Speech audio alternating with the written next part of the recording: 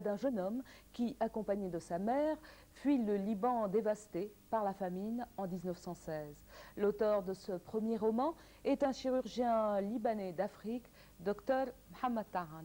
Dr Mohamed Tahan, bonjour. Bonjour, bonjour. De nouveau, qu'est-ce qui vous a poussé à traiter de ce sujet qui a rarement été traité par la littérature libanaise, la présence africaine? Je crois que c'est un hasard, un pur hasard. Mais vous êtes quand même vous-même un Libanais d'Afrique, si l'on peut dire. Oui, mais je n'ai pas voulu faire justement un livre sur l'Afrique ou sur l'immigration africaine.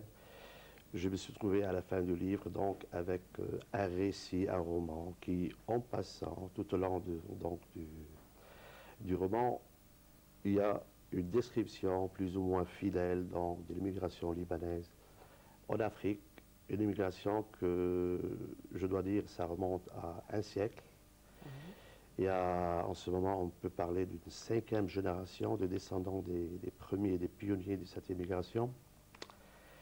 Et puis, voilà, donc, c'est pas un livre scientifique. Oui, hein, c'est un roman. aussi un roman initiatique, parce que votre héros est à la recherche du père, d'un père qui va quelque part le décevoir.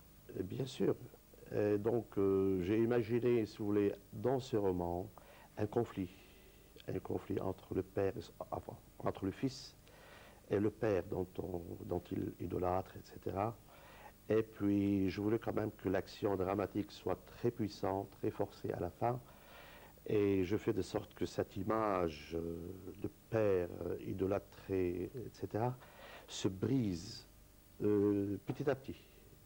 Je ne veux pas tomber dans du mélodrame, truc comme ça. Donc, je fais que la fin donc, se dévoile graduellement et que petit à petit, le lecteur saura pourquoi est-ce qu'il y a ce conflit et pourquoi est-ce que le père est comme ça.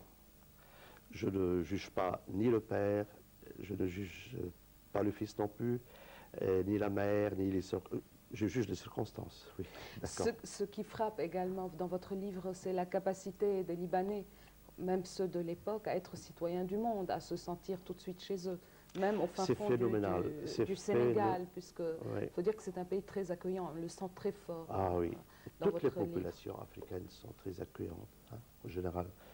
Et je crois que je ne suis pas le seul à le dire ou à l'avoir vécu. Hein. Il y a à peu près 1 million des Libanais en Afrique noire. Je crois que tous me partagent ce point de vue. Et puis, donc, en Afrique, donc, on est très, très, très bien accueillis et on n'a pas à se plaindre. Il faut dire que vous avez beaucoup travaillé côté enquête. Il y a dans votre 15 livres, exactement. toute une description du système agraire tel qu'il existait en Afrique à l'époque et tel qu'il existait au Liban également, puisque c'est quand même une famille de paysans qui émigrent. C'est ça, ce sont donc des paysans qui n'ont pas voulu donc échapper à la règle de rester paysans ou de faire comme il est coutume de le dire ou de le montrer dans d'autres romans qu'un Libanais, il quitte son pays pour n'importe où, justement pour faire du commerce. Non, moi je fais de sorte que il est tellement attaché à sa terre, cet immigrant, qu'il va même mener une vie d'agriculteur au Sénégal. Et d'ailleurs, c'est le pionnier, si j'ose dire, des Libanais, d'une génération d'immigrants libanais en Afrique qui, au lieu de faire du commerce, ils ont fait de l'agriculture. C'est le cas réel d'un Libanais que j'ai connu à travers sa biographie, un livre qui m'a tellement impressionné et je crois que inconsciemment il a fait que je fais de mon héros un agriculteur. Voilà.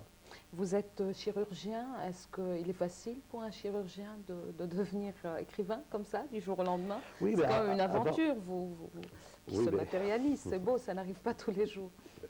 C'est la question qu'on me pose tous les jours. Mais un chirurgien, c'est un être humain.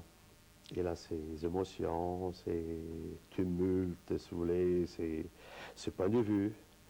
Et puis qu'il y a quelques temps, enfin assez de temps par jour pour justement... Il faut dire justement... que vous exercez votre métier actuellement à Lagos, c'est ça? Au Nigeria, oui. Ouais.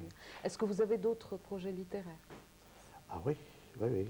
très bientôt, vous allez entendre parler de mon deuxième livre, Ah, que j'espère vous plaira, comme celui-là.